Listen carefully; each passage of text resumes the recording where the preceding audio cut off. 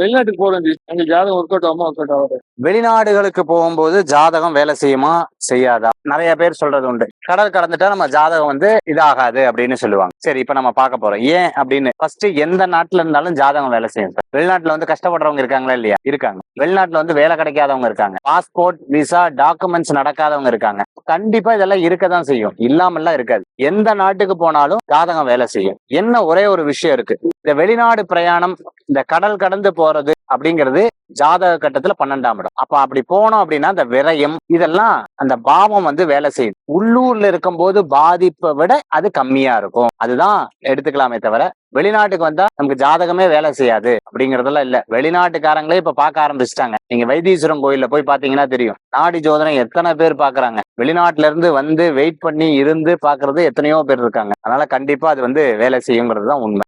எந்த ஜாதகக்காரங்களுக்கு வெளிநாட்டு யோகம்? நிறைய பேர் ஆன்சைட் வந்து எதிர்பார்ப்பாங்க. சார், என் வேலையில வந்து ஆன்சைட் கிடைக்குமா அப்படின்னு எதிர்பார்ப்பாங்க. ஒருத்தங்க என்கிட்ட ஹாரோஸ்கோப் பார்க்க வந்தாங்க. அவங்க ஹாரோஸ்கோப்ல அவங்க ரொம்ப எனக்கு வெளிநாடு போனோம் சார், வெளிநாடு போனோம் சார், வெளிநாடு போனோம் சார் கேட்டுக்கிட்டே இருக்காங்க. நான் சொல்றேன், நீங்க வெளிநாடு போவீங்க, என் கம்பெனில இருந்து எனக்கு இதே பண்ண மாட்டேங்கிறாங்க, ரொம்ப வருத்தப்படுற சிங்கப்பூருக்காக.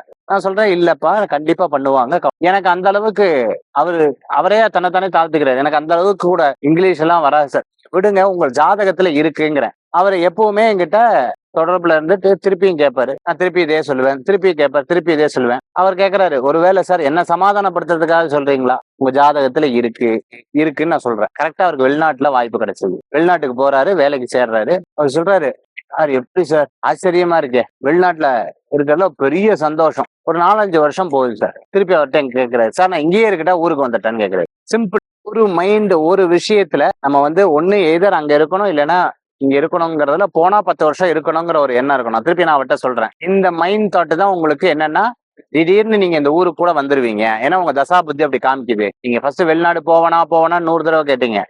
திருப்பி நான் இந்தியா வந்துருவேனான்னு 100 தடவை கேட்கறீங்க. அப்படி கவலைப்பட வேண்டாம் அப்படின்னு சொல்லி இப்ப இன்னும் அவர் வெளிநாட்டுலதான் இருக்காரு. ஒரு ஹாரோஸ்கோப்ல 6ஆம் இடம் வேலை வாய்ப்பு, அது 12ஆம் இடத்துக்கு சம்பந்தப்பட்டால் சந்திரனுடைய தொடர்பு பெற்றால் கண்டிப்பா அவர்களுக்கு வெளிநாடு யோகம் ஒன்று வெற்றியாக அவங்க போவாங்க.